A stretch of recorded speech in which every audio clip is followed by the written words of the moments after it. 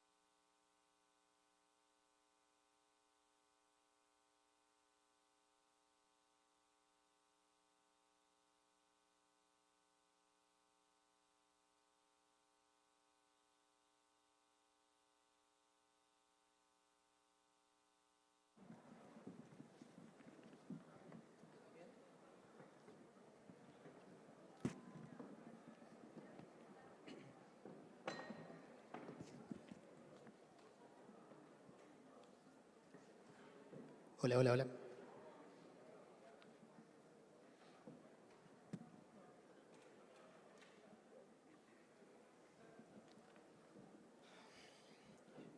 Bueno, muy buenas tardes a todos.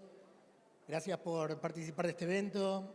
Muy agradecidos a COMCE y a Fendi Petróleo por habernos invitado. Mi nombre es Marcelo Barenboim, soy director del medio Surtidores Latam y estoy muy agradecido de moderar este panel regional de estaciones de servicio. Los voy a invitar a cada uno a que se presenten y les den la bienvenida. Adelante nuestro anfitrión, Raúl, por favor. Muy buenas tardes a los queridos y estimados compañeros que hoy hacen parte de este foro que hemos considerado de gran interés para conocer la realidad latinoamericana, incluido lo que sucede en Colombia también. Creo que es uno de los aspectos bien importantes dentro de todo lo que hemos concebido en el marco de este Congreso, porque al final de cuentas las políticas públicas que se impulsan en cada uno de los territorios latinoamericanos, de una u otra manera, tienen que ver con el sector de distribuidores minoristas. Así que bienvenido, y la idea es que, como ya a mí me conocen, Raúl Fragoso, represento en estos momentos en este panel el gremio de distribuidores minoristas Somos Uno, integrado por COMCE y Fendi Petróleo. Vicente, por favor. Bueno, gracias a los organizadores, a Fendi Petróleo y COMCE por la invitación. Es un gusto poder compartir la experiencia de Perú en este congreso. Soy presidente de la Asociación de Grifo de Perú. Tenemos ya 96 años como institución que representa a los estacioneros. Gracias. Enrique Félix, por favor, de ONEXPO México. Muchas gracias, muy buenas tardes. Soy Enrique Félix Robelo, represento a ONEXPO Nacional, la organización de expendedores de petróleo en nuestro país. Quiero agradecer primeramente a COMCE la invitación y a Fendi Petróleo por este gran evento. Y saludo con mucho gusto a todos los participantes. Muchas gracias. Gracias. Isabelino Rodríguez, de Argentina, de SECHA. Bueno, Adelante. mi nombre es Isabelino Rodríguez, buenas tardes a todos. Represento a SECHA, que es la confederación que nuclea a 16 federaciones y asociaciones de primero y segundo grado a lo largo y a lo ancho del país, 5.300 estaciones, 75.000 empleados. Para nosotros es un placer estar hoy aquí con nuestros hermanos colombianos. Te agradezco, Raúl. También le agradezco a David y este Somos Uno que hoy Colombia proyecta hacia Latinoamérica y que no solo es una señal de unidad sectorial que se aplica aquí en Colombia, sino que nos sirve al resto de los que conformamos la dirigencia gremial empresaria en el resto de Latinoamericana, una señal favorable a tomar en cuenta y que realmente habla de la madurez de los dirigentes de nuestro hermano país de Colombia. Gracias, Raúl. Gracias, David. Gracias, Isabelino. Y finalmente, Carlos Gold, presidente de la Comisión Latinoamericana de Estaciones de Servicio. Muy buenas tardes a todos. Mi nombre es Carlos Gold, vengo de Argentina. Actualmente presido la Comisión Latinoamericana de Empresarios de Combustible. Agradezco mucho la invitación a Raúl, a David y a todo el sector gasolinero de Colombia por dejarnos participar hoy acá de este evento. Vamos a esperar un poquito a que baje el sonido, así podemos escuchar todos. Bueno, vamos a comenzar con el primer bloque de este panel. El objetivo es presentar la situación actual del sector en cada país y tener una mirada general. Bueno, que bajen.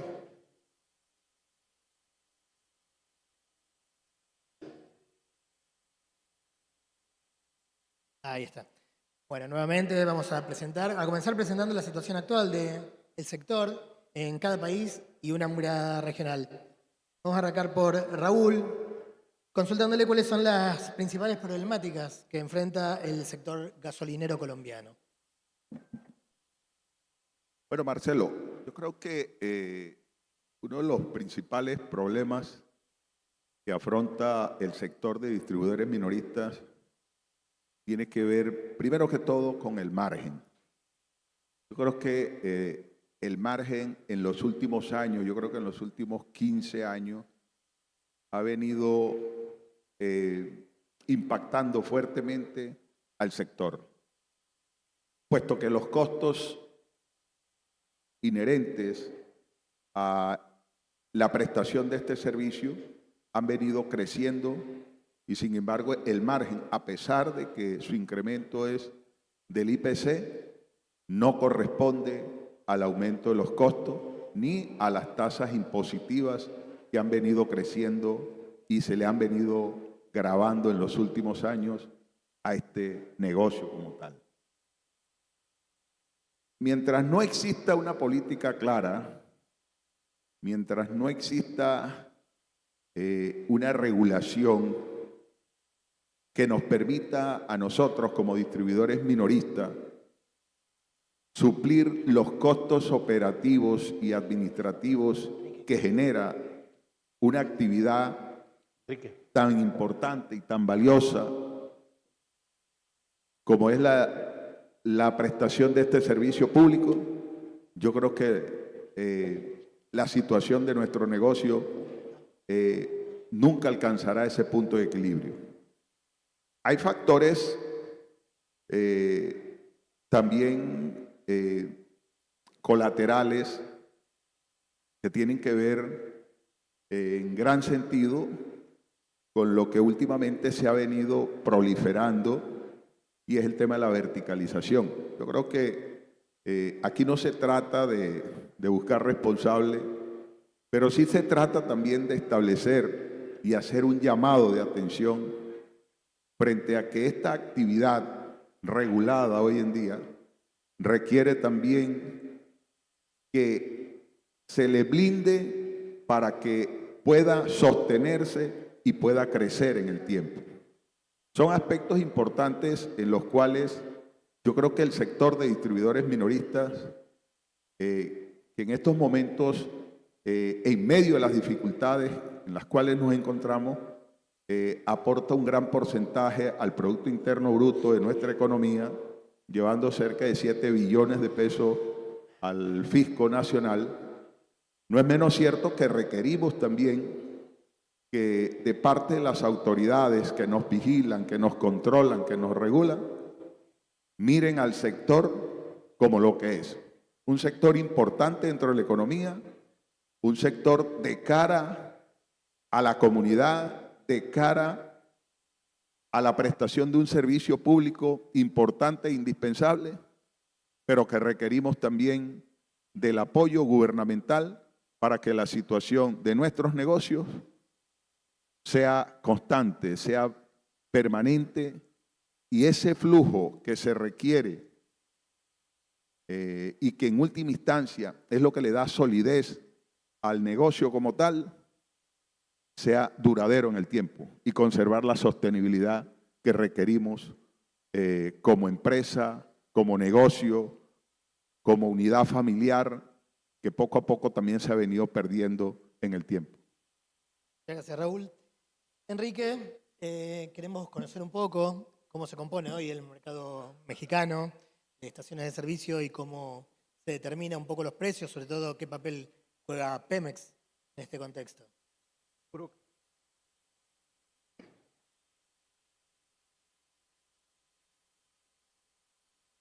Ok, como podemos ver, en México, bueno, creo que se pasó una de las láminas anterior, cómo está el mercado mexicano. Primeramente iba a empezar con una introducción de cómo está organizada nuestra organización de ONEXPO Nacional. Estamos nosotros en todo el país, estamos divididos en 5 zonas, la zona centro, sur, norte, occidente y Valle de México. Tenemos 40 asociaciones afiliadas en todo el territorio nacional, tenemos presencia en los 32 estados de la República y representamos al 82% de las estaciones de servicio en todo el país. Quería presentarles esta lámina, cómo está el mercado, cómo se encuentra, cómo van transitando los mercados de gasolina para nosotros en México. Nosotros, como podemos ver, los mercados van evolucionando en 3 grandes etapas: la temprana, la transición y la madura. En México salimos de la etapa temprana a partir de la reforma del 2013, la reforma energética que se dio con la apertura del mercado mexicano de los combustibles. Entre 2016 y 2018 casi alcanzábamos la cúspide de la segunda etapa para empezar a pasar a la etapa madura. Pero a partir del cambio de gobierno en el 2018, un gobierno ya de clase izquierda, donde se restringieron permisos tanto los permisos de importación que estaban establecidos en la reforma energética como los permisos de inversión en infraestructura, de almacenamiento, de transporte.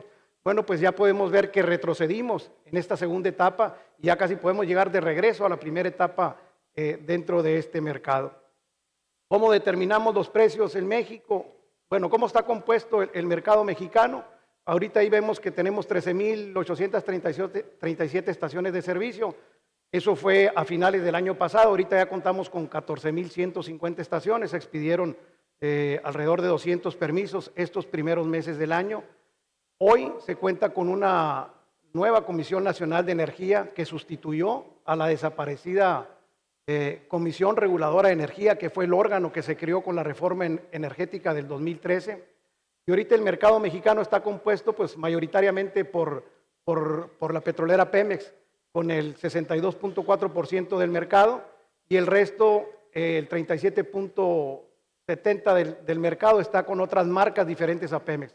Hay que aclarar que Pemex es la petrolera, pero no opera estaciones de servicios. Las estaciones de servicio las operamos los empresarios gasolineros bajo la franquicia Pemex. Nosotros somos los dueños de la estación, somos lo que operamos la estación, somos los dueños de los fierros y del dinero y operamos bajo una franquicia Pemex. Y el resto son marcas que llegaron con la apertura del 2013 y como podemos ver ahí, el top 10 de las principales marcas diferentes a Pemex, están algunas extranjeras como Móvil, que ocupa el primer lugar con 500 y tantas estaciones de servicio, no alcanza a ver.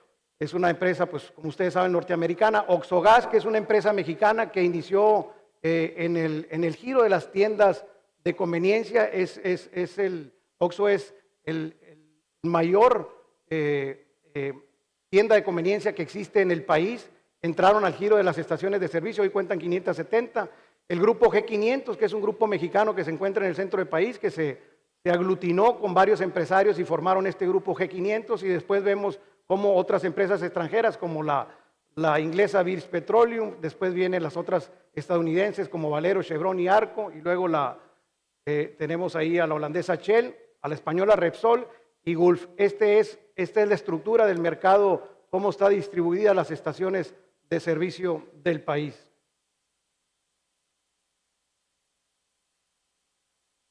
¿Cómo se determina el precio de los combustibles en nuestro país?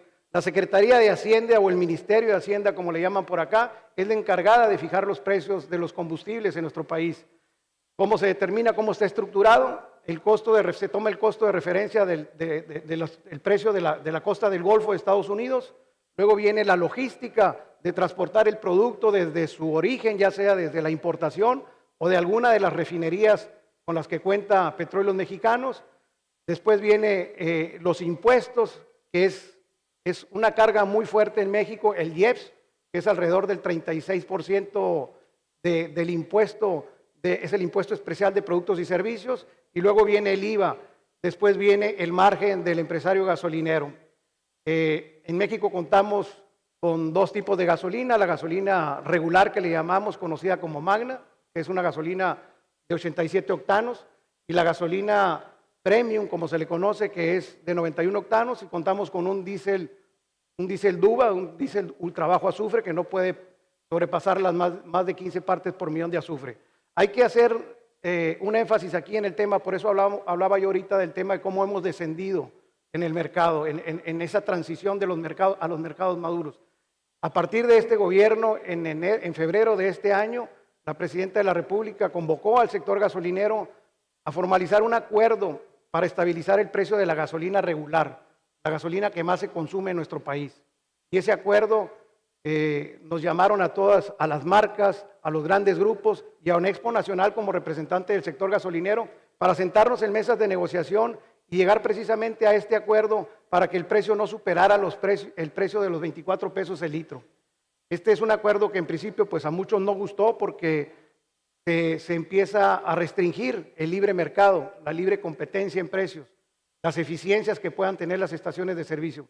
Hoy en día, el 95% de las estaciones de servicio está sumada a este acuerdo de no sobrepasar los 24 pesos. ¿Cuál fue el motivo de esto? El tema de la inflación. Estaba creciendo la inflación en México y por eso es que el gobierno decide buscar a los empresarios para formalizar este acuerdo. Hay estaciones de servicio que han podido ser más eficientes dependiendo de sus centros de distribución más cercanos, y hay estaciones de servicio que pueden ofertar la gasolina en 23.70, 23.50. Hay una dependencia encargada de vigilar que se cumpla con este acuerdo, y es la Procuraduría Federal de Defensa del Consumidor quien monitorea semanalmente los precios de la gasolina regular y da un informe semanalmente los lunes a través de la conferencia mañanera de la Presidenta, donde informa cuáles son los precios más altos y cuáles estaciones de servicio no cumplen con el acuerdo. Es un acuerdo voluntario hasta ahorita, no está en ley, pero hay una vigilancia muy estricta de quienes están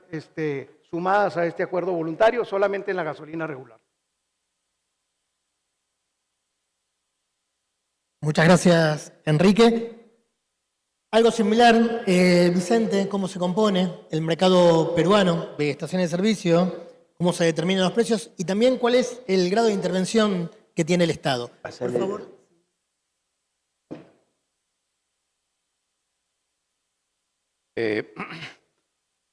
Bien por la pregunta.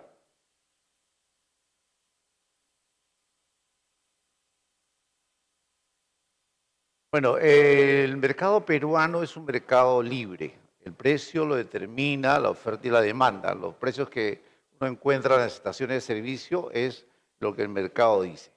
El Estado no interviene en la formulación del precio, no fija ni topes ni arriba ni hacia abajo. Y consecuencia de eso, en el año 90 se privatizaron las estaciones que tenía el Estado, y hoy día tenemos la composición que hoy día podemos ver en la lámina, ¿no? Petroperú es la que tiene mayores estaciones abanderadas, no tiene ninguna estación propia, le sigue Repsol, después está Primas, y otras más pequeñas. Pero básicamente las tres grandes manejan el 47% de las estaciones que hay en el país. Hay otras pequeñas que suman un 4 o 5%, pero el 49% de las estaciones, de las 5.200 que existen en el Perú, son de bandera libre. O sea, no están con un contrato afiliado a ninguna marca. Esa es una diferencia que nosotros nos marca, creo, en la región, ya que nosotros también de esa misma manera podemos hacer libre nuestra logística. Vale decir, yo no tengo un contrato con una de estas marcas que hoy día visualizamos en la pantalla, nosotros podemos cada día comprar a diferente proveedor, ¿no? Inclusive podemos comprar a un proveedor en la misma cisterna un producto que Perú hay regular, premium y diésel, y comprar al otro el que tenga mejor precio. O sea, se da en verdad el libre mercado de las dos formas, de la forma que yo puedo hacer de mi producto y la otra que puedo salir al mercado a ofrecerle. Claro, como todos somos acá empresarios de combustible, sabemos que no podemos estar lejos del vecino. Si el vecino tiene un precio, de alguna manera nos referencia a qué precio debemos estar. Lo que sí encontramos es que este mercado es bastante dinámico. Lo que se ha visto ahora último, no hace muchos meses, es que Primas ya cambió de accionistas. Ahora tiene Uno Group, una empresa hondureña que ha hecho de él las acciones de Primas, ¿no? De que Primas Perú, Primas Ecuador y entiendo que Primas Colombia. Pero ahorita las imágenes siguen siendo las mismas, no hay mayor cambio en eso, ¿no? Pero el tener una estructura de libre de precios nos ayuda a poder predecir por dónde va a ir el mercado. Solo hay una particularidad en el tema del precio del diésel.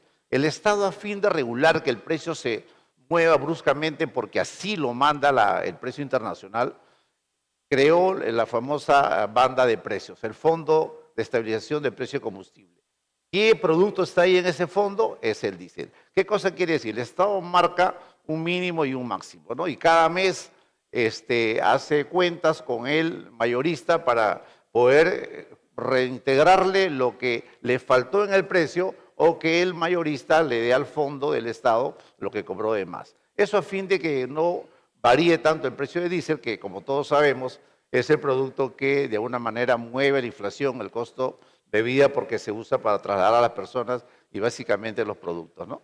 Pero después va siendo libre, como hacía mención Enrique, se parte del precio de la costa oeste Pacífico, del Golfo de México, los gastos de importación, margen del mayorista, nosotros como estacioneros le ponemos el flete, el Estado le pone ante eso el impuesto a rodaje, el impuesto selectivo al consumo, que suba más o menos 10%, y el IVA, el IGB que llamamos en Perú, del 18%.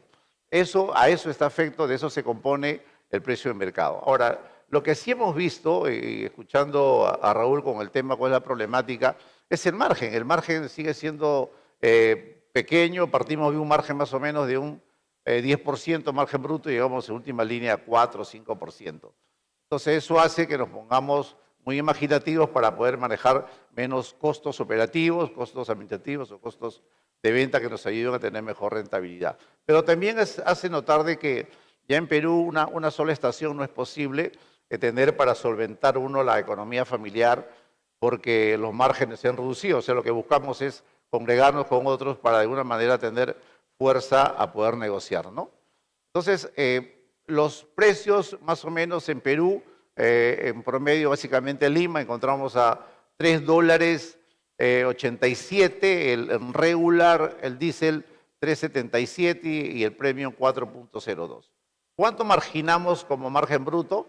En dólares más o menos 0.34 centavos de dólar por galón de gasolina regular y de diésel, 0.48 de regular y más o menos 48 centavos de dólar por premio, ¿no?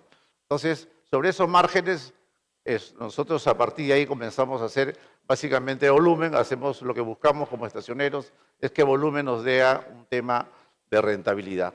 Como pasa acá, me imagino en Perú, el margen no es porcentual, el margen es un tema monetario, que para Perú en nuestra fórmula de precio público está más o menos entre 80 centavos y un sol 50 el margen bruto para el diésel y los gasoles entre 1,25 y 2 soles, que es más o menos lo que estamos ahorita nosotros rentabilizando por cada galón. Bueno, es una economía libre, hay que hacer mucho uso de las herramientas tecnológicas y poder poner en la estación otros productos más, como que Perú se tiene, el GLP, el GNB, para poder hacer que ese mix de ventas y márgenes conlleve a solventar el negocio y rentabilizar. Muchas gracias, Félix. Vicente, por favor, el control te voy a pedir para Isabelino, para que nos cuente cuáles son los principales desafíos del sector gasolinero en la Argentina, cómo fue variando la rentabilidad en los últimos años y cómo se componen los costos en la estructura del combustible.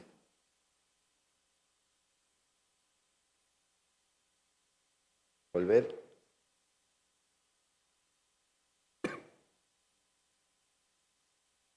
Volverlo por acá. Bueno, antes que nada, cuando se habla de Argentina hay que hacer una pequeña salvedad, ¿no? Un premio Nobel de Economía, seguramente esta frase la habrán escuchado por ahí, clasificaba las economías en el mundo en economías desarrolladas, en vías de desarrollo, en Japón y en Argentina. Porque somos tan erráticos los argentinos, nuestro mundo va cambiando tanto que casi como al compás del 2x4 de un tango, nuestras políticas van modificándose y entonces pasamos de la regulación a la liberación y de una forma de ver el mundo a otra que nos hace, por un lado, no tener una claridad en las reglas que tenemos a largo plazo, sino por otro, en ser viejos surfistas sobrevivientes que vamos penando de sistema en sistema, y ojalá que el que ahora estamos relatándoles sea el que dé inicio a una sustentabilidad y diremos persistencia en el tiempo que haga que seamos menos, más aburridos y menos surfistas. Bueno, Argentina, desde el gobierno del presidente Milei, produjo dos instrumentos, uno la ley bases y un DNU general, donde se modificó en forma copernicana todo lo que se refiere al expendio del combustible. Nosotros teníamos un decreto que expresamente establecía la cantidad de años que podía tener de relación una petrolera con un expendedor de combustibles. Eso fue eliminado en el año 2023. Y también, en forma concomitante, se modificaron leyes, la ley de procedimiento administrativo, el silencio que antes era neutro, ahora si el Estado no se expide, tiene un valor positivo para el administrado. Se modificaron las leyes de procedimiento administrativo, se establecieron regímenes especiales para grandes inversiones, que ¿por qué lo traemos a cuento acá? Porque eso está vinculado al upstream, al RIGI, a todo lo que son inversiones de tipo petrolero y minero, que están tomando cierto vigor de a poco en la Argentina y que tienen exenciones impositivas a inversiones superiores a 200 millones de dólares, entre otras cosas. Por supuesto, como esto es como un breve pantallazo para introducirlos en esta nueva era, entre comillas, como decía al principio, de la liberalización argentina. Entonces tenemos, por un lado, contratos más flexibles, por otro lado, se propician sistemas de inversiones y esta liberalización del sistema en nuestra actividad específica se refleja en que el precio que deben tener las estaciones de servicio es el precio import parity y el precio que debe tener el petróleo que se exporta es el precio export parity. Sobre estas dos reglas, básicamente de tipo comercial o económico, se regula el mercado, entre comillas, o se establece la liberalización del mercado, que por cierto a lo largo de los primeros años del gobierno del presidente Milei no ha podido ser aplicado en stricto sensu, sino que ha ido sufriendo variaciones que vamos a ir charlando a lo largo de la charla.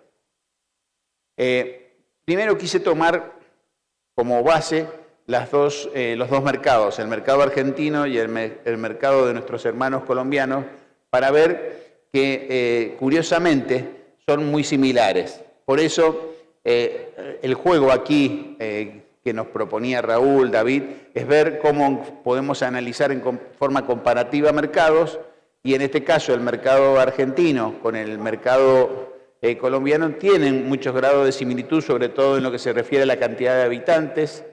Si bien Argentina tiene mayor capacidad de refino, lo que es la importación que hace Argentina con la relación a la que hace Colombia es relativamente cercana. Hoy David hablaba del 40%, pero haciendo un promedio, entre 30 y 40% es el valor de importación que hacen, digamos, de combustibles terminados ambos países. Las compañías distribuidoras son 9 contra 19. Banderas blancas en la Argentina hay 1029, sobre todo vinculadas al expendio del GNC. Y los porcentajes de biodiesel y etanol son similares. Por lo tanto, son mercados que tienen cierta similitud, lo cual ayuda a entender un poco más diversas visiones dentro de mercados similares. En cuanto a lo que son las ventas de la Argentina en el mercado minorista, fíjense cómo se ha ido produciendo un deterioro en nuestro país, en Argentina, desde el año 2023 a la fecha. Nosotros comercializábamos 1.640 millones de metros cúbicos de combustible por el canal minorista, porque también hay distribuidores mayoristas, ¿no? Pero el grueso se comercializa a través de nuestras estaciones, de nuestras 5.300 estaciones. Y esto ha ido, si ustedes ven, descendiendo. Recién, desde el gobierno de Milei, diciembre del 2023, tenemos que hubo una caída importante por los vaivenes que en la Argentina tiene el dólar, ¿no?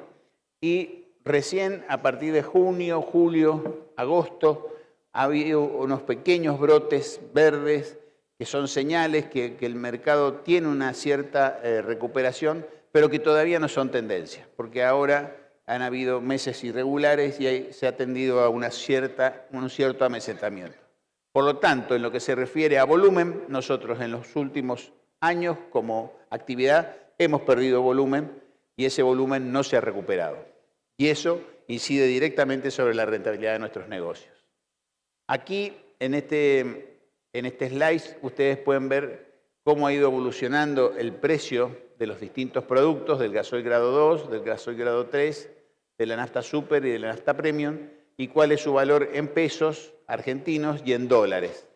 La nafta grado 2, que es el comodín de batalla, el caballito de batalla, está en 1,02 dólares al cambio oficial de 1.460. Como el cambio oficial en la Argentina va cambiando en forma permanente, la relación del precio con el dólar empieza a tener significación si se tiene en cuenta este tema de la import parity, ¿no? Aquí estamos tomando el precio de paridad de importación por producto y tomamos la nafta super. Tomamos el valor de importación, 1.558, estamos hablando entre septiembre y octubre del 2025, el valor del surtidor país, 1.505, y el valor del surtidor Buenos Aires, Cava, 1.362. Nosotros hemos tenido siempre en la Argentina una absurda asimetría en la cual Capital Federal tiene un precio más bajo que el resto del país. Como ahí creo debe ser, se mide la inflación de la Argentina, se mide en Cava, curiosamente siempre el precio más bajo del combustible está en esa jurisdicción. Pero el resto del país, o sea, el resto de los argentinos, tenemos un producto más caro. Fíjense que la paridad con relación al gasoil ahí el precio de paridad es 1.684 en septiembre del 25 y de 1.650 en octubre del 25, mientras que el precio es de 1.395 pesos. Es decir, que importar a la Argentina, importar el precio a las petroleras que tienen, la Argentina tiene como un 20, un 25% de necesidad de importación de combustibles terminados y de esos combustibles el que más necesita es el grado 3 de gasoil. La Argentina, las petroleras que importan tienen un descalce operativo entre un 6 y un 7%, dependiendo del valor del dólar, en lo que se refiere al precio entre el que compran y el que venden, ese porcentaje que no refinan en sus refinerías locales. Ese fue entonces un pantallazo del mercado de combustibles. El otro mercado importante que ha tenido la Argentina es el mercado del GNC. Un país, en definitiva, construye su downstream de acuerdo a cómo es su matriz energética. Argentina siempre tuvo una matriz energética muy gasífera, que tuvo un declino muy importante y que ahora con Vaca Muerta está nuevamente explotando.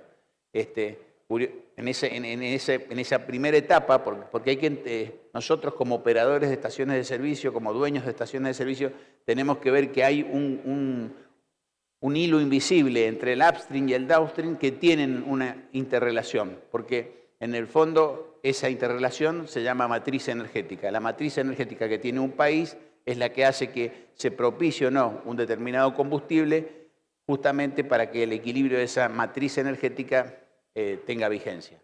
En los años 90, en los años 80 y 90, esto hizo que el GNC fuese verdaderamente un boom y llegó a tener, estos son en millones de personas, 1.700.000 personas. En el año 2018 se transportaban con GNC y hoy, en el 2024, ese número es 1.565.000. Es decir, que ha habido un declino en lo que se refiere a la venta de GNC.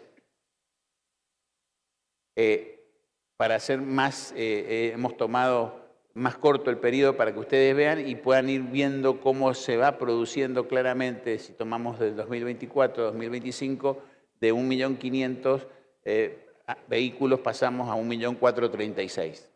Y entonces nosotros nos preguntamos por qué ha pasado con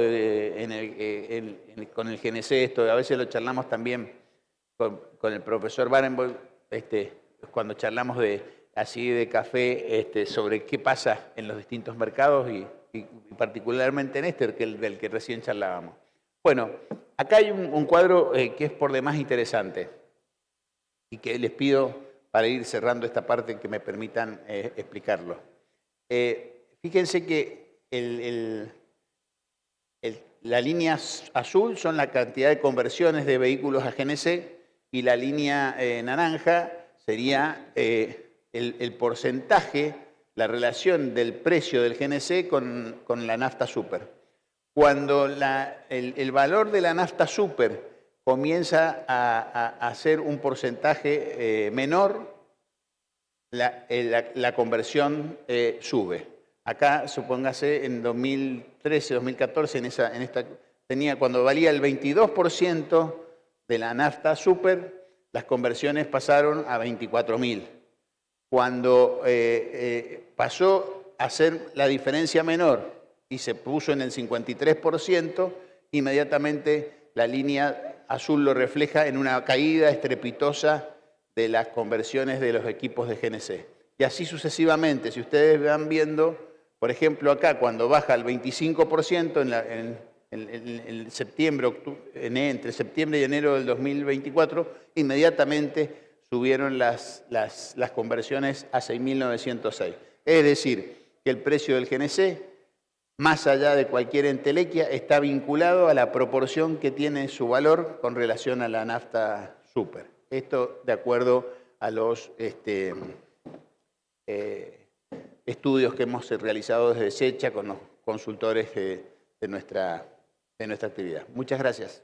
Muchas gracias, Isabelino. Voy a pedir si por favor le pueden pasar el control a A Carlos. Bueno, han abordado en forma muy detallada lo que sucede en cada mercado. Por eso le vamos a preguntar a Carlos Gold cómo desde CLAEC describen la situación general del sector de las estaciones de servicio en la región y qué tendencias comunes observan entre todos los mercados. Bueno, si me permiten mis colegas, yo me voy a mover al atril, porque tengo los 3 reflectores más potentes acá que me estoy por quedar ciego enseguida. Entonces, si me permiten, me voy a mover al atril.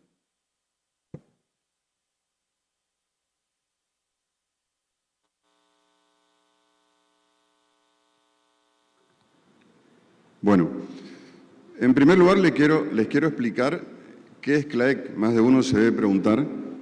La Comisión Latinoamericana de Empresarios de Combustible es como la entidad madre que nuclea a las asociaciones de estaciones de servicio de 17 países de América Latina y el Caribe.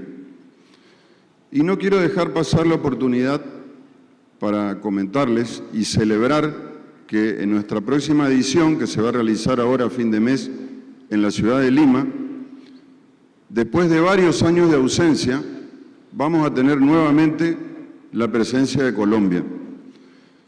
Y celebro que tanto COMCE, en la persona de su presidente David, como la de Fendipetróleo Nacional, en la persona de su presidente Raúl, se hayan dado cuenta que la unión hace la fuerza y que participar en este tipo de eventos internacionales es muy importante. Así que, la verdad, les pido un aplauso de que Colombia nuevamente va a participar de CLAEC.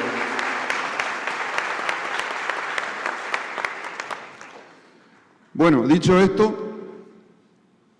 nosotros como institución madre, como bien les he dicho, somos una entidad de consulta, elaboramos propuestas a requerimiento de cada uno de los países miembros, somos fuente de consulta para los distintos gobiernos y vamos realizando distintas o confeccionando información y estadísticas que, como les decía, sirve de consulta para en el momento que cada uno de los países miembros lo requiera.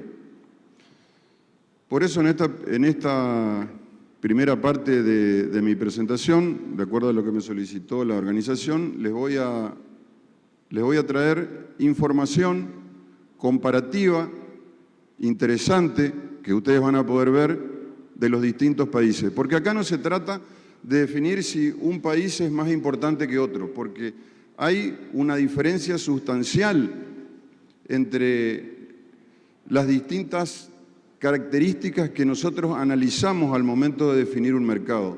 Hay países que en algunas de esas características son más importantes y otras en las cuales no. Entonces vamos a ir analizando rápidamente distintas variables, distintos vectores, para que ustedes puedan sacar conclusiones y ver cómo está posicionado cada uno de los países dentro de Latinoamérica y, por supuesto, Colombia. Bueno, en esta primera placa, en la segunda columna, donde dice estaciones de servicio, se puede ver cuál es la cantidad de estaciones que justamente tiene cada uno de los países. Y no es el dato más importante, porque a la hora de analizar cuál es el parque de estaciones de servicio en cada uno de los países, lo que realmente interesa es la comparación o determinar el coeficiente con la cantidad de habitantes que tiene cada uno de esos países. Fíjense el caso, por ejemplo, de Brasil, que si bien tiene más de 43.000 estaciones, también tiene una población superior a los 215 millones, entonces le da un coeficiente que no le permite estar a la vanguardia. Por otro lado, en el extremo opuesto, Bolivia, que tiene un poquito menos de 500 estaciones, frente a una población de más de 11 millones de habitantes, fíjense el coeficiente, le está dando que tienen más de 23.000 estaciones de servicio por habitante. O sea, de esta forma nosotros vamos evaluando si el parque de estaciones de servicio de cada uno de los países se acerca o se aleja al promedio, que son aproximadamente de 11.000 habitantes por estación de servicio. Esta es otra placa que tiene relación con la que anteriormente les presenté y tiene que ver con el promedio mensual. Obviamente que ese promedio mensual de ventas tiene una estrecha relación con la cantidad de estaciones de servicio que tiene cada país. Acuérdense, Bolivia tenía menos de 500 estaciones y fíjense que justamente al ser el país con menos estaciones, es el país cuyas estaciones más venden. Aproximadamente 900.000 litros, y les pido perdón porque estas estadísticas están hechas en litros y no en galones, pero les decía, Bolivia actualmente con un escenario en el cual cada estación de servicio vende aproximadamente 900.000 litros. Y por otro lado, en el renglón inferior, Paraguay con una gran concentración y República Dominicana, donde sus estaciones de servicio prácticamente están muy por debajo del punto de equilibrio. Este es otro elemento que también analizamos al momento de definir cuál es la constitución dentro de cada país de su matriz energética vinculada al petróleo. Y tenemos todas las variantes. Tenemos países que tienen petróleo y que tienen refinería. Antes que nada, primero quiero decirles que no hay ningún país en América Latina que actualmente tenga autosuficiencia de producto. O sea, en todos los países se requiere de importación para poder satisfacer la demanda. Ahí les decía, hay países que tienen petróleo y refinería, pero que también importan, obviamente, producto terminado. Hay países que tienen petróleo, no tienen refinería. Hay países que no tienen petróleo y sí tienen refinería. Es decir, como ven, se dan los distintos modelos, pero el común denominador es que todos los países importan producto a la hora de poder atender la demanda de las distintas estaciones de servicio.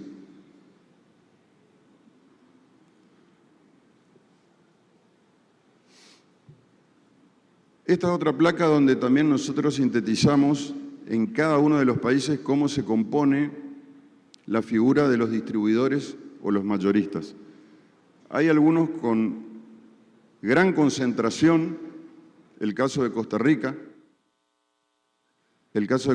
donde Recope es una única entidad que importa el petróleo y lo distribuye entre todas las estaciones de servicio, y hay otros casos en el extremo opuesto, como el caso de Brasil, que conviven 185 emblemas o distribuidores con una característica muy especial en su mercado minorista, donde únicamente el 50%, lo mismo que sucede en Perú, el 50% de esas estaciones tienen una bandera. Como podrán ver, también en la mayoría de los países existe la integración vertical, cosa que no sucede en país por ley. En eso debemos reconocer que Brasil es un ejemplo a seguir. Ninguna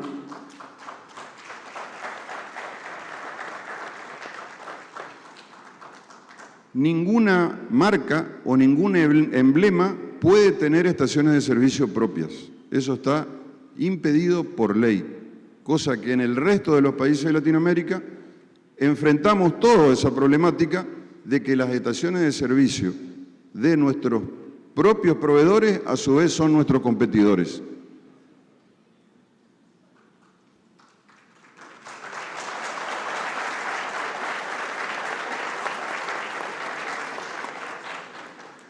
Bueno, aquí vamos a un terreno también muy interesante que seguramente le va a gustar saber cómo se componen los precios en cada uno de los países. Aquí también les pido disculpas porque esto está hecho en un coeficiente dólares litro y sé que aquí en Colombia se manejan con galones, pero bueno, a razón de tener una información yo creo que también sirve, ¿no? Y bueno, arrancamos en la punta de la pirámide con un precio prácticamente irrisorio en Venezuela y seguimos del otro lado de la pirámide con los actuales valores tanto de Uruguay como de México, que en el caso del diésel se encuentran en $1,26 y $1,41. Vamos al precio de la gasolina o de la nafta. Fíjese cómo acá Uruguay toma la delantera. Un litro de gasolina o de nafta super está prácticamente en $2 y sigue siendo Venezuela el país donde se puede obtener el combustible más barato. Me olvidé mencionarles que para hacer esta estadística nosotros siempre elaboramos un precio promedio y en función a ese precio promedio determinamos también cuál es el nivel de cercanía o no de cada uno de los países respecto a sus correspondientes precios de venta.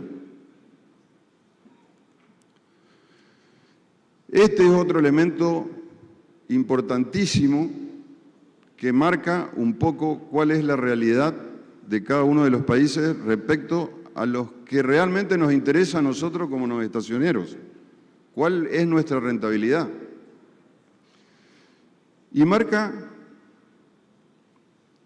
cómo tenemos realidades distintas también entre cada uno de los países de uno y otro lado, ¿no?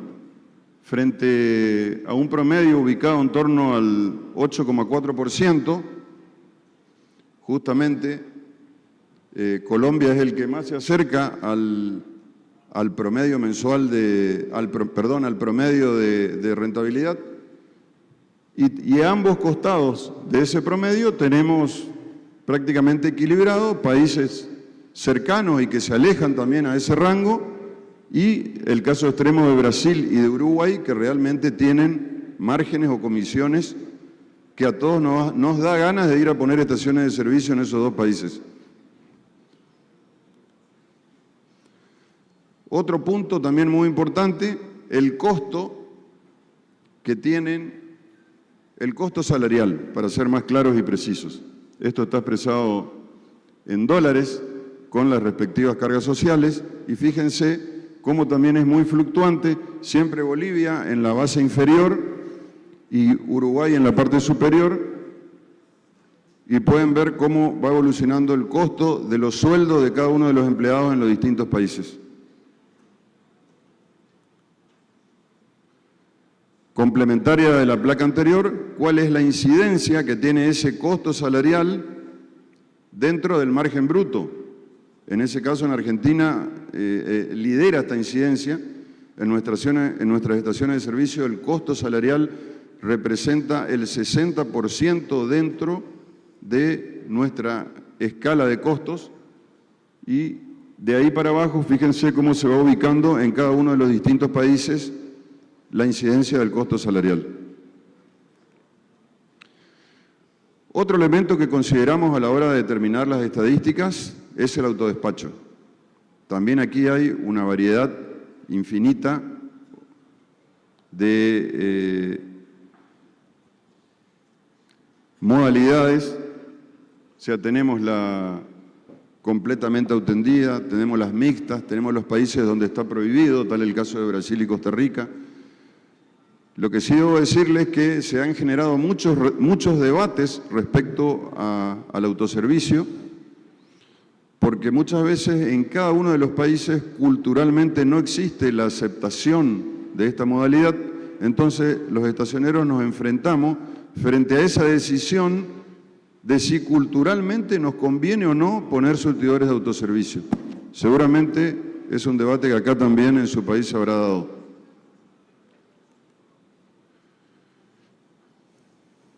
Otro tema que incide muchísimo a la hora de definir nuestra rentabilidad por la incidencia que tiene en el pago de los costos y de las comisiones que conllevan las tarjetas de crédito y débito. Fíjense cómo hay países donde la aceptación de los plásticos es mucho más incidente que en otra. Pasamos de un 60% en Ecuador hasta un 22% en Honduras. Pero lo que sí hay muchísima diferencia y la mayoría de los países todavía no lo han implementado son las billeteras electrónicas. Estas billeteras son mecanismos de pago que de a poquito se van afianzando en algunos países, como en el caso de Argentina, que tienen la ventaja de que cuando se trabaja con billeteras electrónicas y con el dinero inserto dentro de la misma billetera, la acreditación es automática. Y les digo esto, que es importante si miramos la placa posterior, donde ahí se pueden ver, aparte de cuál es el ranking de comisiones que nos cobran las tarjetas de crédito en cada uno de los países, cuáles son los plazos de acreditación. Fíjense que varían. El caso extremo, hoy yo felicitaba a Brasil por la política que tiene respecto a la integración vertical, pero fíjense que en el caso de las tarjetas de crédito no solo tienen la mayor comisión, sino también cobran a la mayor cantidad de días. Una barbaridad, están cobrando a 30 días las tarjetas de crédito. En esta variante, a quienes sí debemos felicitar es a Ecuador, que logró que las tarjetas de crédito no le cobren a la estación de servicio un peso de comisión.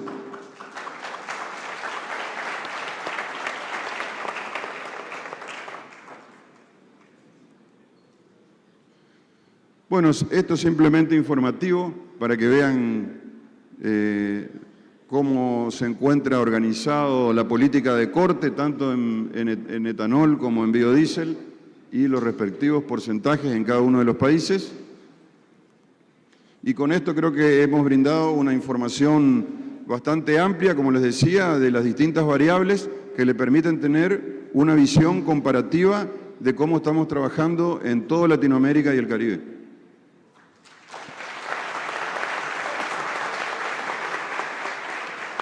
Muchas gracias, Carlos. Una vez que hemos tenido este detalle tan específico de lo que sucede en cada país, vamos a analizar el vínculo que tienen las estaciones de servicio con los gobiernos, con las reguladoras y con las petroleras. Raúl, hoy te quiero preguntar cómo es la relación del sector con las autoridades regulatorias y con las compañías y qué impacto tuvo la reforma laboral en la operación diaria de las estaciones de servicio y cómo se fueron adaptando.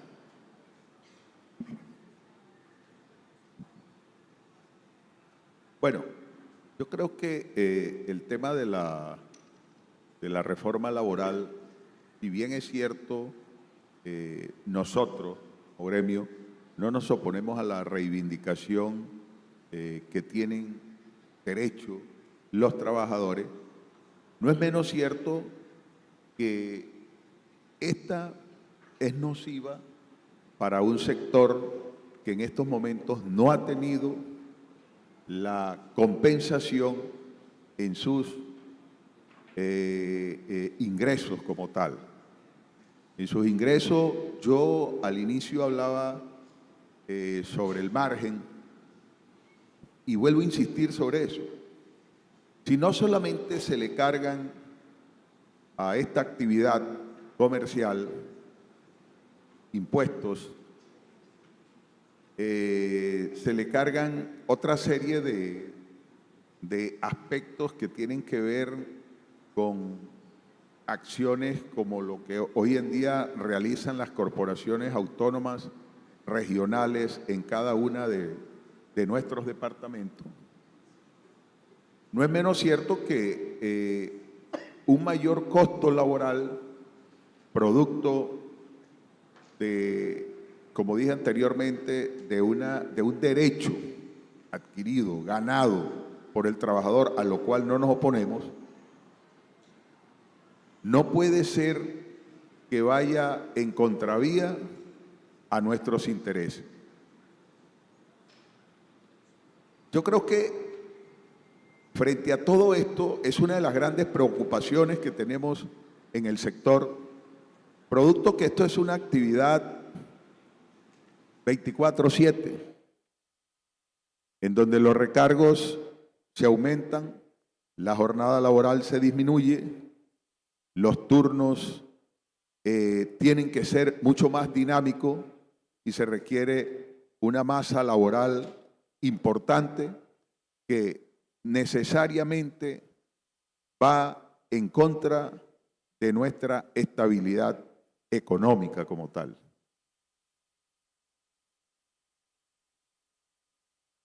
Yo siempre he sido del criterio de que las políticas públicas hay que concertarlas. Hay que establecer mesas de diálogo y de trabajo con los sectores a los cuales esa política pública puede afectar. Mientras las instancias de gobierno no hagan ese ejercicio, los resultados van a ser nocivos para cualquier actividad económica. Si no se tiene en cuenta, en este caso, el sector de distribuidores minoristas, vital e importante dentro de la actividad económica, como ya está demostrado. Si no se concerta, si no se escucha a quien directamente va a recibir el impacto directo de la legislación que se tiene previsto realizar y ejecutar, esa política pública es fallida. Es fallida y va en contra de la estabilidad, del crecimiento y sobre todo de la sostenibilidad del negocio como tal. Hoy en día enfrentamos esta situación en nuestro país. Hoy en día estamos abocados al cierre de algunas estaciones de servicio porque es la realidad. Porque nuestros ingresos no dan para suplir los costos adicionales que por concepto de una operación se le cargan. Entonces, ¿qué hacer? La única solución que nosotros como gremio planteamos a las instancias que en estos momentos promulgan ese tipo de decretos, resoluciones, es que nuestro sector esté inmerso y lo escuche. Mientras eso no se haga, repito, los resultados van a ser nefastos para la actividad económica. Y es una gran contradicción. Mayores costos a una operación puede generar mayor desempleo. Entonces, si la política pública lo que busca es incentivar el empleo, lo que se está consiguiendo acá es lo contrario. Y es el llamado, es la puesta en escena de lo que nosotros hoy en día tenemos y hoy en día reclamamos para que nuestros negocios sean sostenibles. Esa es la visión, esa es la percepción que nosotros tenemos. No estamos en contra, que quede claro, de la reivindicación de los derechos laborales. Pero no podemos aceptar que nuestros negocios entren en riesgo producto de políticas equivocadas que no son concertadas y que indiscutiblemente generan inestabilidad dentro de la actividad económica en la cual nos encontramos hoy en día. Gracias, Raúl. Enrique, ¿cómo evalúas el actual marco regulatorio en México y qué ajustes consideran necesarios para garantizar la competencia? Antes que nada, un dato en el tema de precios. México colinda con Estados Unidos y en los 6 estados fronterizos, en las ciudades principales que colindan con Estados Unidos, hay un precio con un subsidio, con un estímulo fiscal de parte de la Secretaría de Hacienda. Entonces, son las únicas ciudades que presentan un precio diferente al resto del país por un estímulo fiscal para poder competir con las ciudades fronterizas de Estados Unidos que tienen un precio mucho más bajo y no haya fuga de consumidores hacia el extranjero.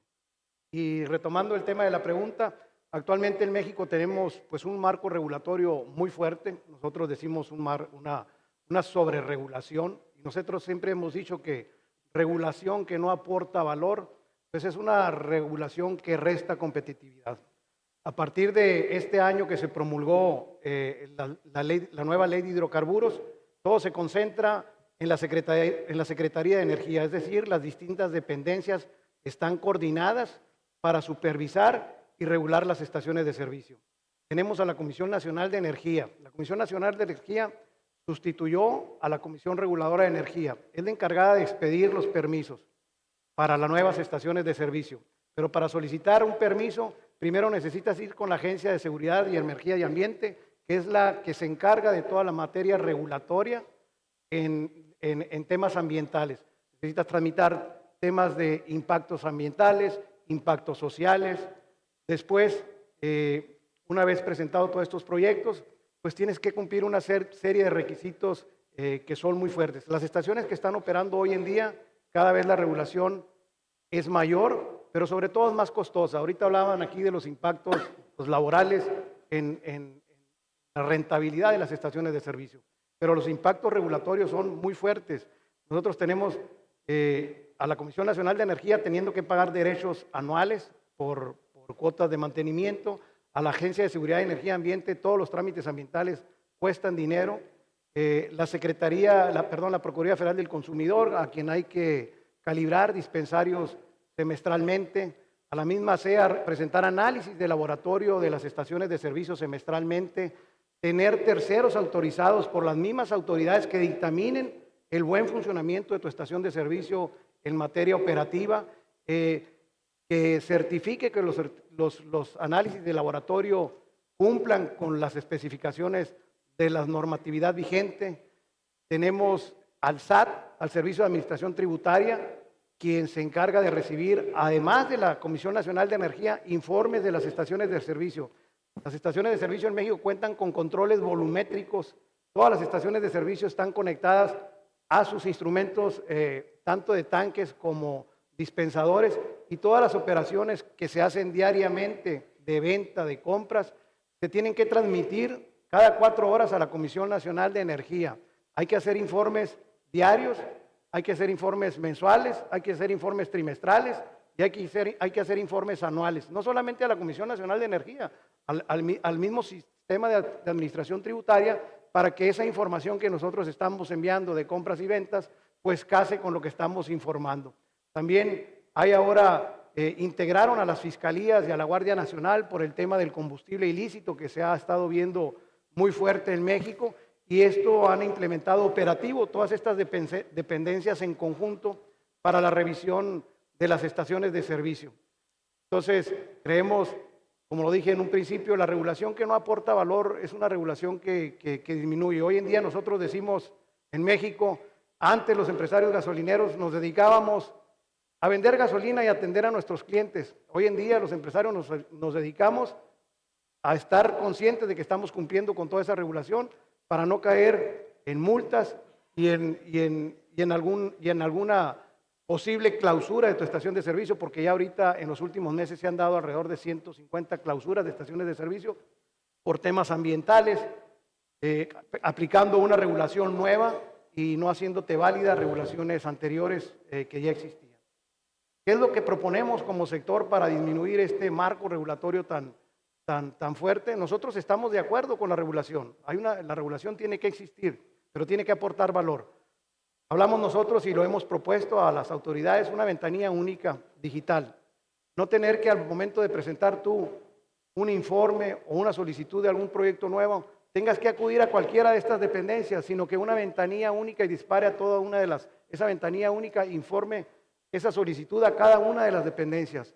Es muy engorroso tener que andar accesando a los portales electrónicos de cada una de las dependencias y que a veces no están al 100% trabajando y tienes que ir físicamente a la Ciudad de México a presentar estos trámites. Entonces lo que proponemos es una ventanilla única donde el empresario gasolinero presente sus informes y sus nuevas solicitudes y ellos mismos dispersen esta información. Una simplificación administrativa que viene siendo parte de esto. Necesitamos políticas de inventarios mínimos, porque también ahora Pemex, que es el principal proveedor, no tiene estos inventarios mínimos. Ahorita están trabajando pues, con inventarios bajos. Normas de calidad que aporten de igual manera valor. Las normas de calidad en los combustibles. Eso es algo que nosotros estamos solicitando. Creo que es muy importante trabajar mucho en el tema del marco regulatorio. Nosotros lo hemos visto, ahorita que lo explicaba Carlos, en las diferentes reuniones que ha habido de CLAEC, como en América Latina, pues el tema regulatorio está afectando mucho a las estaciones de servicio. Muchas gracias. Isabelino, ¿es rentable la actividad hoy en Argentina? Vos sabés, Marcelo, voy a hacer una confidencia acá a los muchachos, a los colegas con los que estamos acá. Se me quedó colgada una slide anterior, entonces tengo que ver cómo hago para engancharla. Pero bueno, voy a tratar de contestarte en base a lo que esa slide dice. Y quiero ir un poco a la sustancia de lo que nos pasa. Sí, es esta que está acá.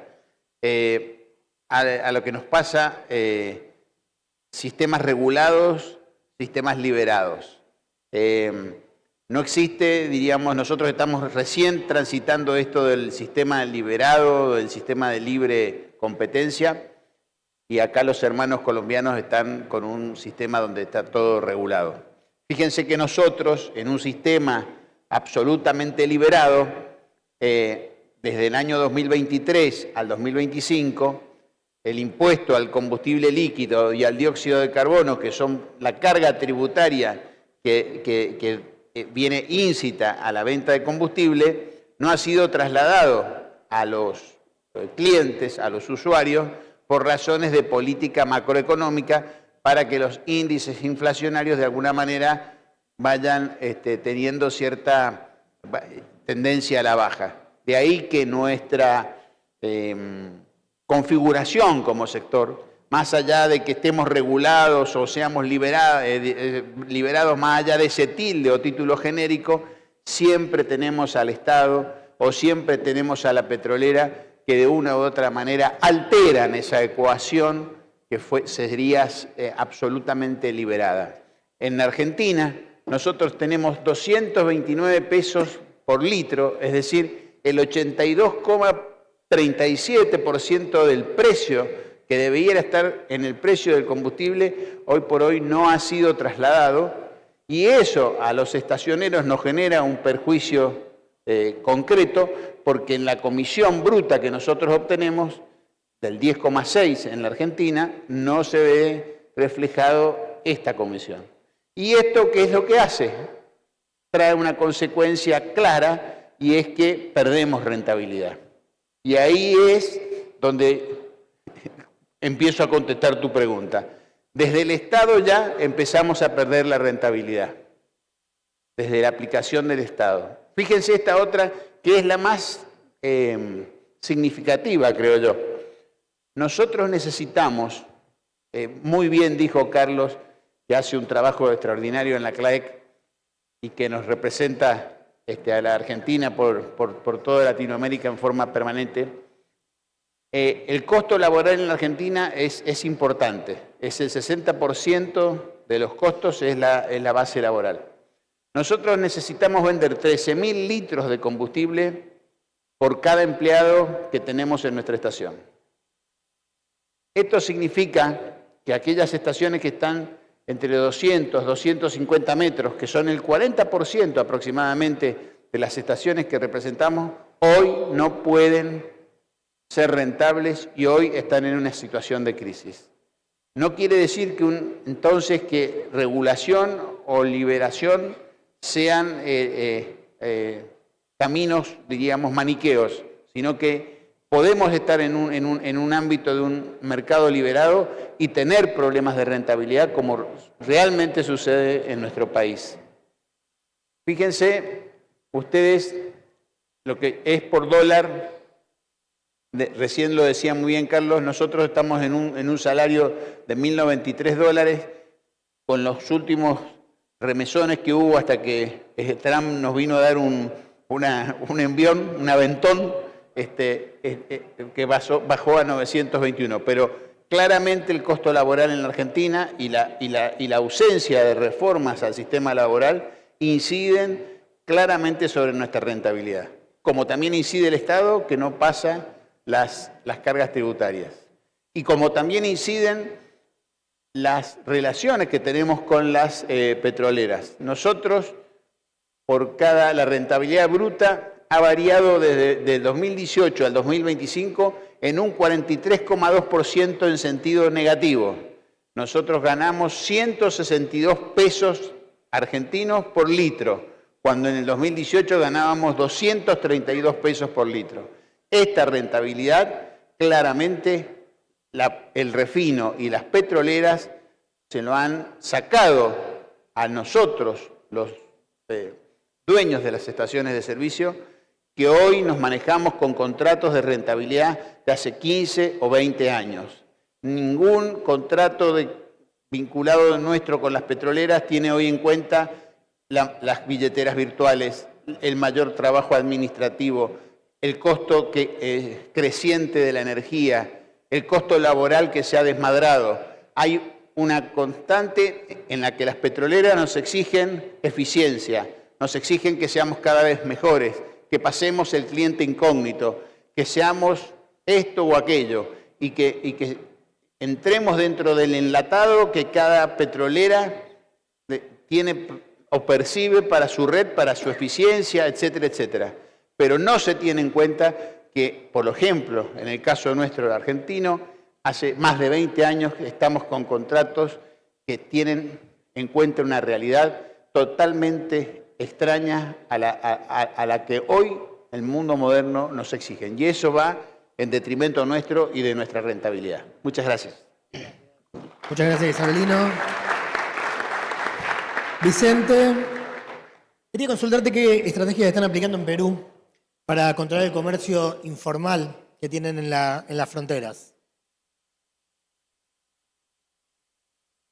Bueno, algo que los países podemos tener ventaja con un vecino es los precios que tienen, ¿no? Porque cuando el precio se nota muy diferenciado, como pasa con Perú, con el norte de nuestra frontera de Ecuador, los precios son, digamos, a la mitad de precio, ¿no? $1.90 está el galón de diésel, de gasolina, mientras que Perú está a $2.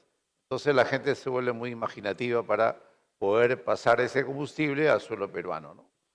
A ver, teníamos ese problema también con Bolivia, pero todos conocemos el problema que tiene hoy día este país y ya evidentemente no tiene combustible, ¿no?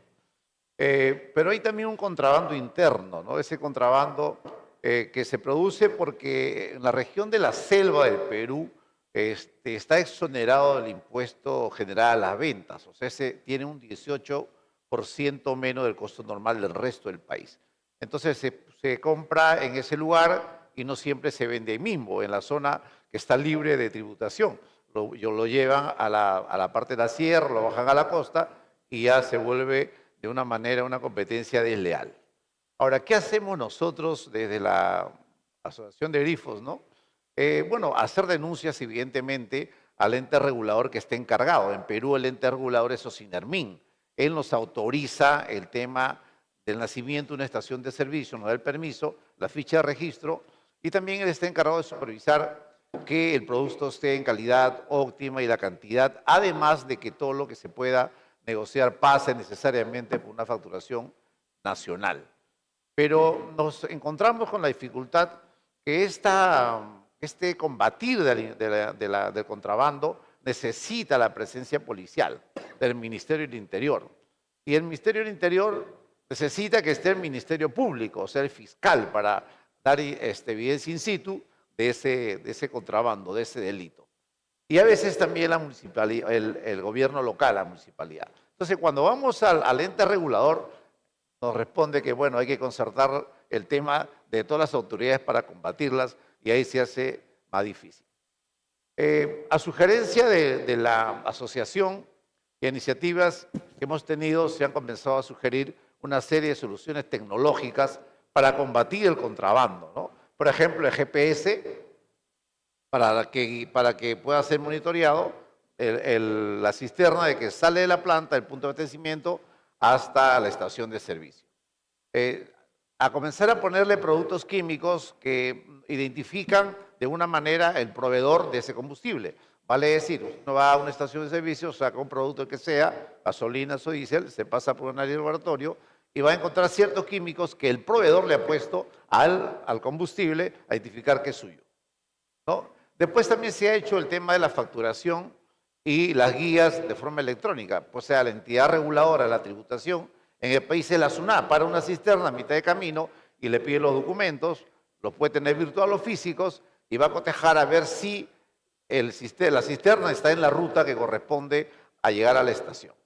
No, pero todas esas cosas se ha podido hacer, pero aún así no es tan efectiva porque todavía en el norte del país, como le digo, el contrabando sigue siendo bastante importante, ¿no? Nos toca estar cerca del ente regulador, cerca de las entidades que norman nuestro quehacer cotidiano para buscar a través de ese acercamiento normativas que nos ayuden a tener un tema de solución a este problema, ¿no? Una forma fácil de darse cuenta es que puede tener el vecino que está vendiendo ese combustible de contrabando un precio menor del costo, ¿no? Pero en esa situación es que ahorita nosotros le vamos dando el tema de la solución al tema del contrabando, ¿no?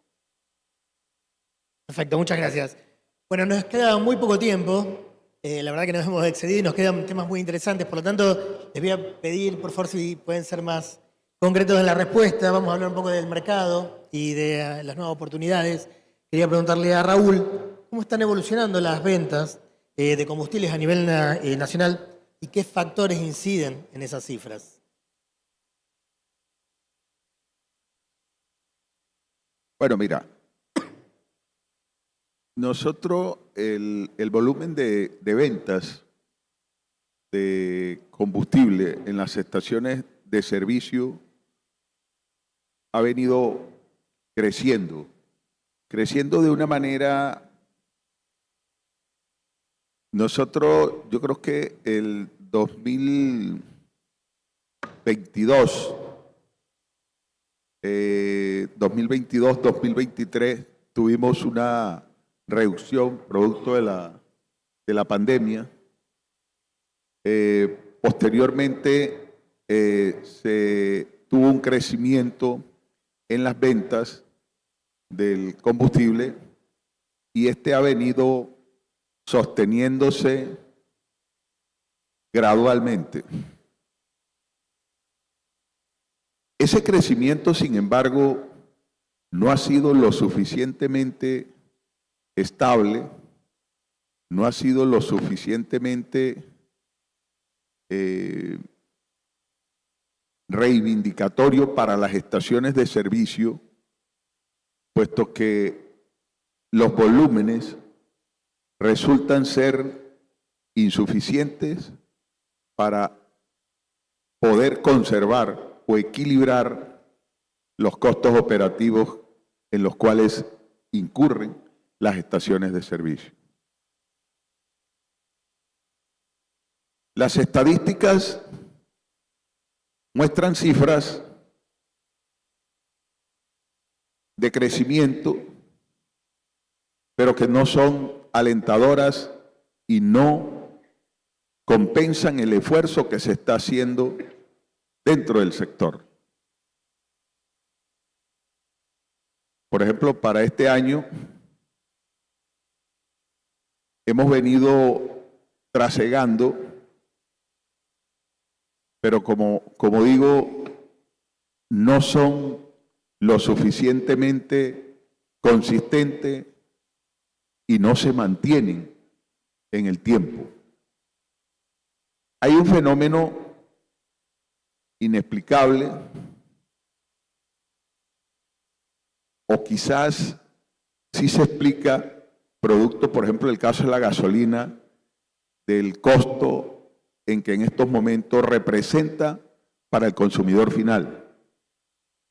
Y poco a poco se han venido buscando algunas otras alternativas de movilidad que no dejan jalonar ese crecimiento como nosotros, como sector, quisiéramos. Ese tipo de alternativas, como por ejemplo el caso de los vehículos eléctricos, híbridos, nos ha quitado cierto espacio en la cobertura del crecimiento que nosotros requerimos en los volúmenes de venta. Y es cierto que también hoy en día la población, producto del alto costo que representan los combustibles,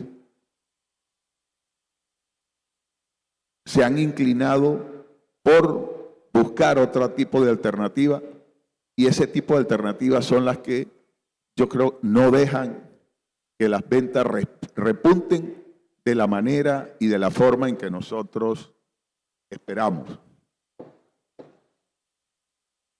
De todas formas, como decía el doctor Amílcar Acosta, los combustibles fósiles no están acabados.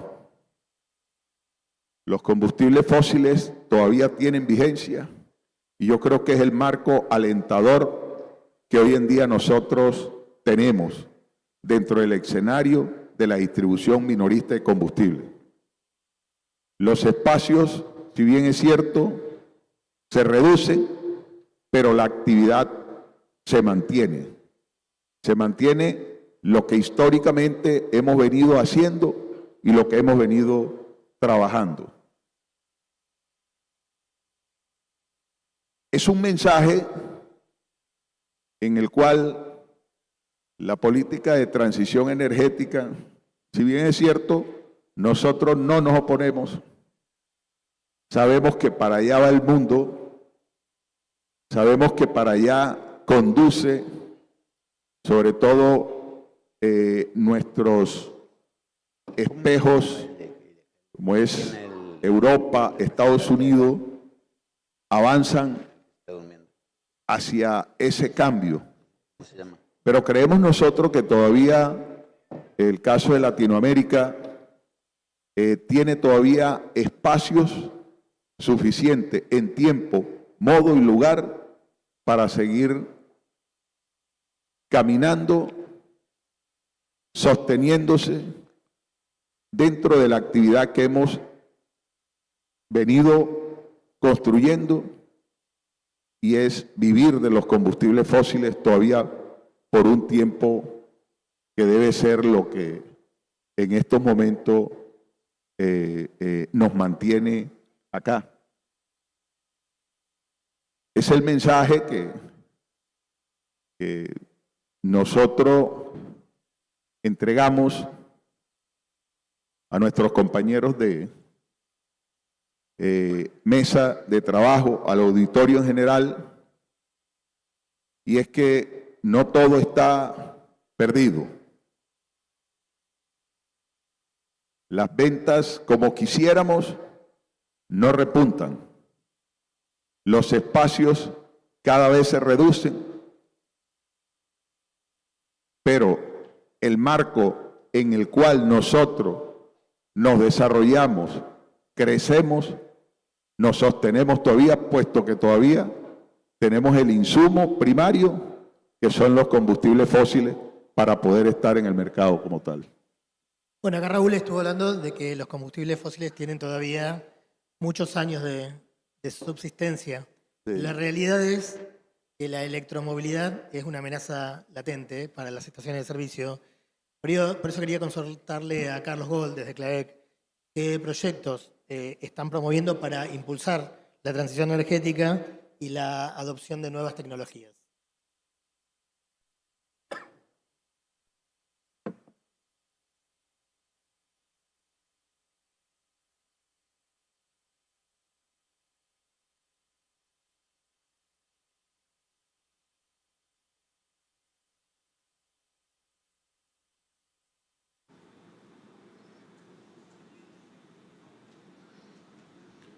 Bueno, todos permanentemente oímos esta frase que a diario nos invade y que es la transición energética y nos genera ese manto de incertidumbre.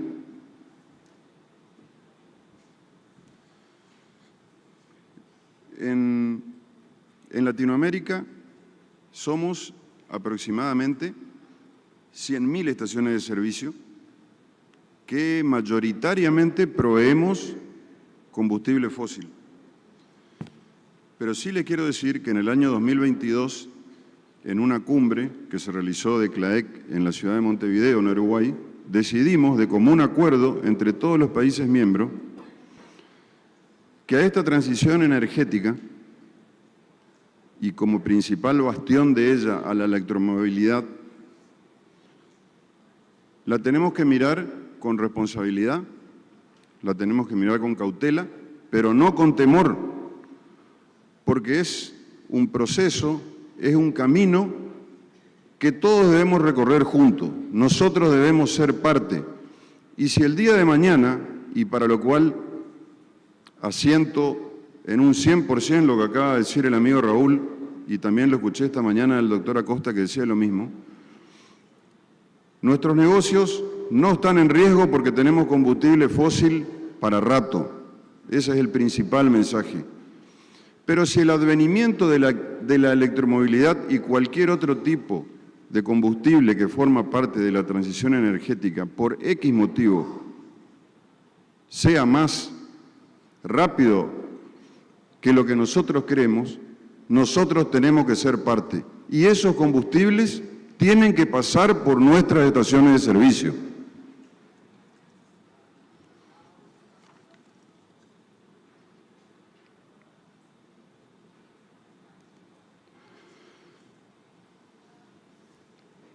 Hablando de estaciones de servicio, nuestros principales clientes, todos sabemos que tienen que ver con el transporte.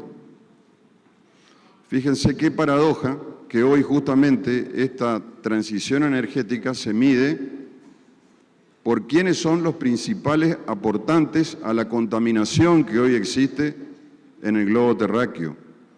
De otra manera, como lo llamamos, los gases de efecto invernadero.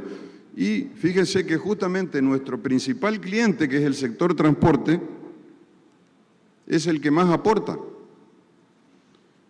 En América Latina y el Caribe, el sector de transporte, hoy por hoy, se encuentra aportando un 37,7% de los gases de efecto invernadero. O sea, es el principal responsable. Con una paradoja, que en América Latina y el Caribe se encuentra una de las zonas con la matriz energética más limpia del planeta.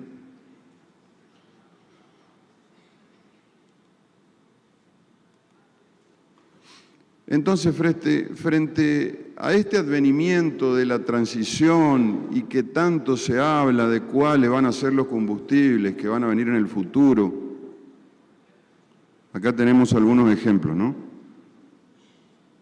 La electromovilidad, los biocombustibles, el gas natural, el SAF, que es el combustible sintético de aviación, y el hidrógeno. Muchos de ustedes habrán oído hablar ya del hidrógeno. Estamos lejos del hidrógeno, pero no estamos lejos de la electromovilidad. Y como les decía hace un rato, si bien es cierto, nuestras estaciones, cuya base es el combustible fósil, están llamadas a persistir en el tiempo, la electromovilidad es algo a lo que debemos ir de a poco, viendo de cerca y transitando también de cerca el camino.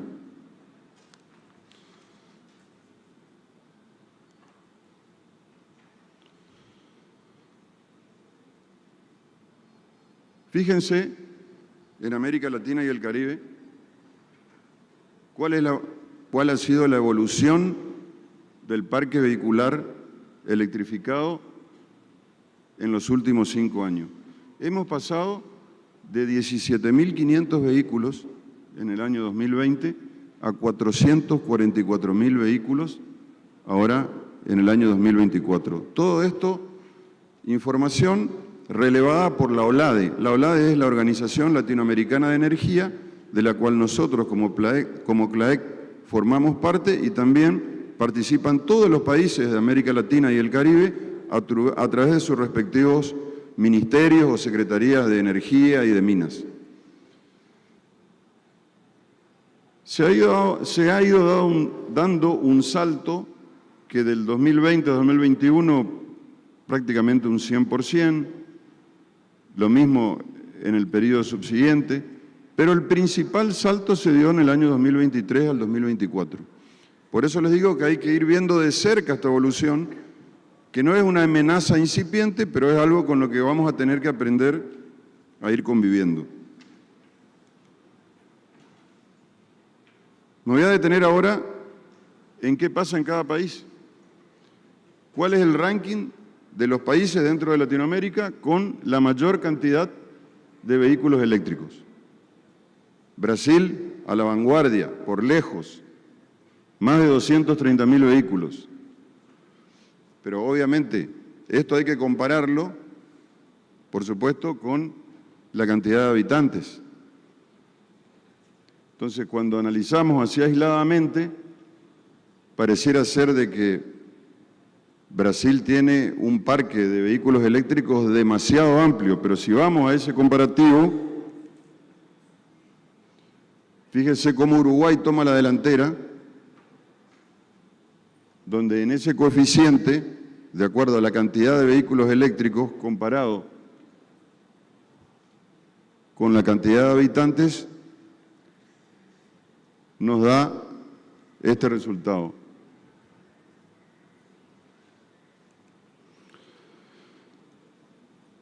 Tomé el ejemplo de Brasil como principal país dentro de América Latina con incidencia de vehículos eléctricos para compararlo con Colombia, para que ustedes puedan ver cómo ha ido la evolución de su parque vehicular eléctrico también en los últimos 5 años. Fíjense que si bien en Brasil ha pegado un salto sustancial del año 2023 al 2024, el crecimiento en Colombia ha sido más parejo.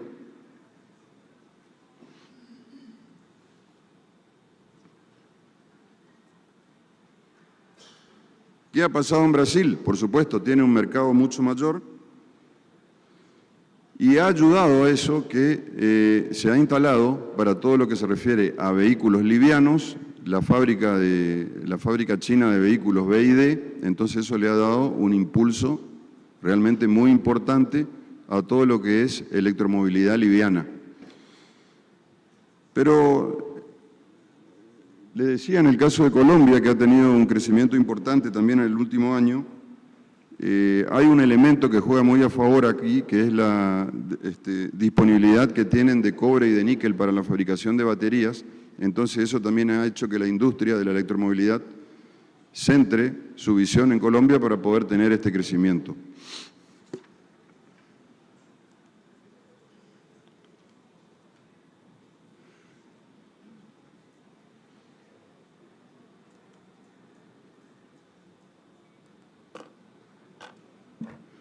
Otro elemento a tener en cuenta, la cantidad de dispensadores, o lo que se llama la carga pública.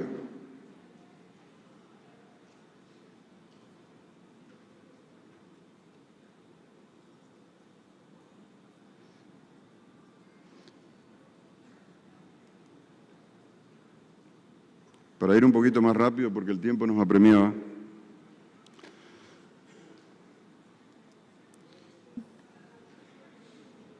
Para poder definir cómo la electromovilidad puede ir avanzando en cada uno de los países, se han definido 7 vectores principales, que aquí los enumeramos, que son el subsidio al valor de compra, la exención o la reducción para los impuestos a la importación, la exención que suele haber en los peajes o en los parqueos, la exención para las restricciones vehiculares, las tarifas eléctricas preferenciales, la regulación de los centros de carga y, por otro lado, cuál es la estrategia nacional que tiene el país respecto a la movilidad eléctrica. En este cuadro se puede ver a nivel latinoamericano cómo Colombia se encuentra muy bien posicionada, porque prácticamente ya ha tenido la visión de insertarse en cada uno de estos vectores. Lo mismo que Brasil. Nosotros estamos en la cola. Argentina salvo ahora, hace 2 meses salió una resolución que autorizó la importación de 50.000 vehículos de valor menor a $15.000. No hemos avanzado en ninguno de estos aspectos. Pero en el resto de los países, fíjense la diversificación que hay en cada uno de estos vectores. Algunos están más avanzados que otros. Costa Rica está a la vanguardia. Colombia le sigue muy de cerca, así que en ese sentido creo que han venido haciendo las cosas bien respecto a cómo mirar, como repito, de cerca el advenimiento de la electromovilidad. Aquí les traje, porque yo estoy seguro, como nos sucede también a nosotros en nuestro país, que más de uno se pregunta, ¿y qué hacemos respecto a este tema? ¿Qué hacemos en nuestros negocios? ¿Qué tenemos que tener en cuenta? O también del otro lado del mostrador, si queremos comprar un vehículo eléctrico, ¿qué tenemos que hacer? Bueno, aquí les traje un resumen con un resumen con la legislación vigente hoy en Colombia que tienen que tener en cuenta para dar cualquier paso que tenga que ver con la electromovilidad.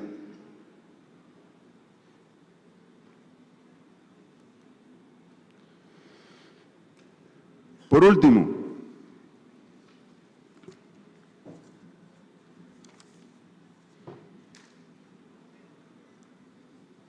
es importante la labor que tienen que desarrollar los gobiernos, el sector privado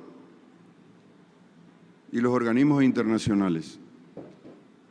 Los gobiernos deben generar las reglas y las condiciones que se necesita para avanzar en este sentido, pero tienen que ser regulaciones que nosotros desde el sector estacionero debemos avanzar de manera mancomunada. Repito, la electromovilidad debe ser un factor de transición energética al cual nosotros como estación de servicio tenemos que lograr que pase por nuestros negocios. Entonces, cualquier tipo de elaboración de regla, como dirigentes, debemos tratar de que se efectúe de manera consensuada con nuestras respectivas asociaciones. Como sector privado, por supuesto que hay que invertir, tenemos que ver muy de cerca la innovación, las nuevas tecnologías y lograr que también los organismos internacionales generen los créditos necesarios para que podamos avanzar en ese sentido. Pero yo creo que lo más importante somos nosotros. Nosotros como ciudadanos tenemos que construir una visión cultural donde el transporte o la electromovilidad, en este caso, sea un sinónimo de libertad, un sinónimo de seguridad y por sobre todo un sinónimo de eficiencia, que no sea un adversario para nuestros negocios. Muchas gracias.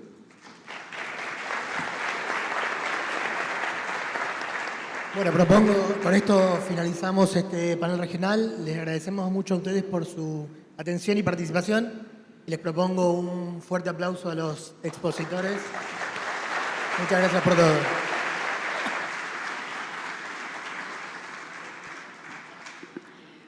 Quería decir algo en nombre de todos nosotros, agradecer a David por Comce, a Raúl por Fendi Petróleo, a Vivian, al amigo acá de Cartagena que nos recibió ayer, representante gremial, y decirles que desde el resto de América Latina compartir con ustedes es un privilegio y sentirlos cerca hace que nosotros como actividad y desde lo espiritual podamos seguir construyendo un futuro mejor para nuestros negocios y para nuestras vidas. Muchas gracias. Gracias a todos.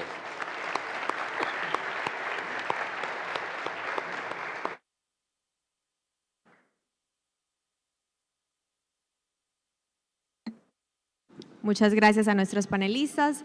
Tenemos una pregunta por parte de nuestros asistentes. Sí, no.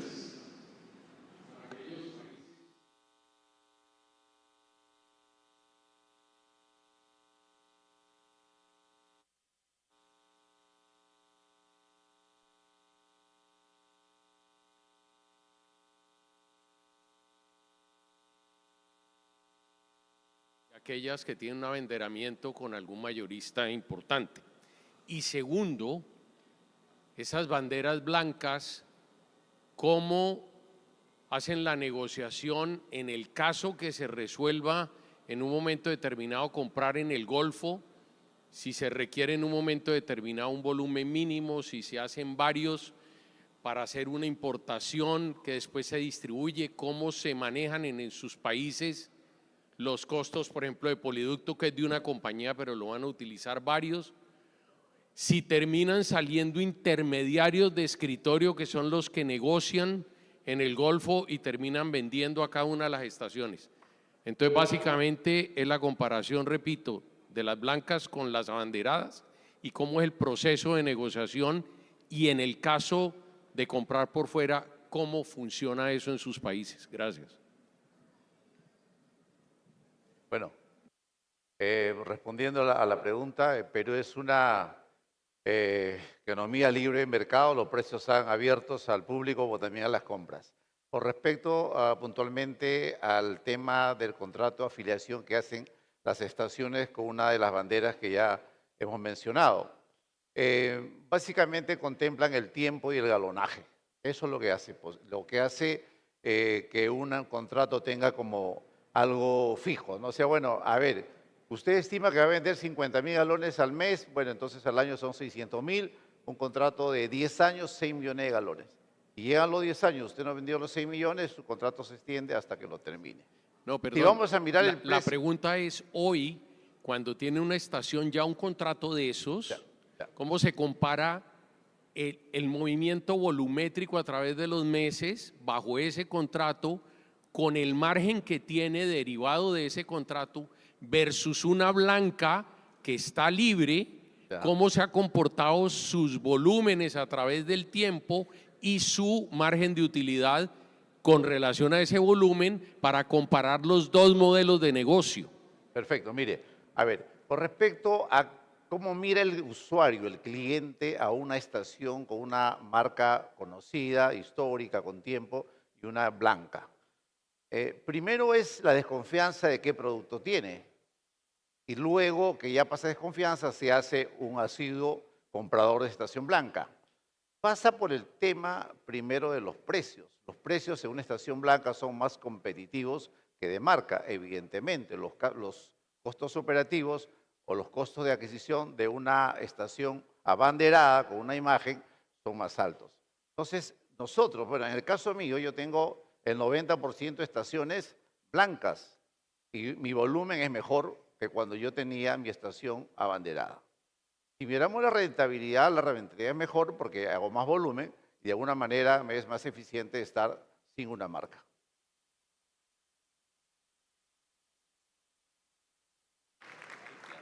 Perdón, y el proceso de negociar, como está libre, si compran en el Golfo, ¿cómo es todo ese proceso y la reglamentación para utilizar inventario que llega a puerto, a dónde llega, aquí, cómo es todo ese proceso, el Poliducto, hasta que llegue a sus estaciones? A ver, la mayoría de estaciones compran al mayorista. ¿Quién es el mayorista? Es un importador, que en Perú está Marathon, está Valero, está Exxon, o también un refinero como Rexol y Petroperú. A ver, uno va al mayorista, pero como soy blanco, los hago competir. Tengo 5 proveedores como mínimo para yo escoger cada mañana a quién le compro, porque no tengo un contrato de exclusividad con ninguno de ellos. Ahora, ¿cómo llega el precio al mayorista? Evidentemente, todos sabemos el costo en el Golfo, en México, más el flete, más la ganancia, los impuestos que el Estado le pone, y de ahí el flete a la estación y el margen que nosotros queremos ganar de acuerdo al mercado donde estamos, ¿no? Gracias. Muchas gracias nuevamente a nuestros panelistas. Agua madre al toque, refrescante, deliciosa y saludable. Así es el agua madre al toque. Prueba nuestros 3 sabores de agua porque mientras tomas agua madre estás colaborando con grandes iniciativas. Los invitamos ahora a pasar al Coffee Break patrocinado por CCC Inspecciones y a visitar la muestra comercial que tenemos preparada para ustedes. Retomamos en 20 minutos. Muchas gracias. GasUp, la verdadera innovación. Aumenta tus ventas sin invertir en instalación de sistemas, eliminando gastos de mantenimiento y de facturación electrónica. Amigo, buenas, para tanquear, por favor. GasUp, la verdadera innovación. Aumenta tus ventas sin invertir en instalación, gastos de mantenimiento y de facturación electrónica. Amigo, buenas, para tanquear, por favor. ¿Me regala la cédula para los puntos? 1-140, 1-140. Estresante, ¿cierto? Eso ya no sucede en tu estación. GasUp, el software más económico y completo para gestionar tus estaciones de servicio. Utilizando solo tus datáfonos de Credibanco y Redeban, podrás vender y cobrar, fidelizar y premiar a tus clientes. Además, generar facturación electrónica, sin costo y de forma ilimitada. Optimiza y automatiza la conciliación diaria de las ventas e inventario para que tus empleados estén tranquilos. Mi operación ha mejorado tanto que hoy en día tenemos un 99% de efectividad y 0 bloqueos en la prestación del servicio.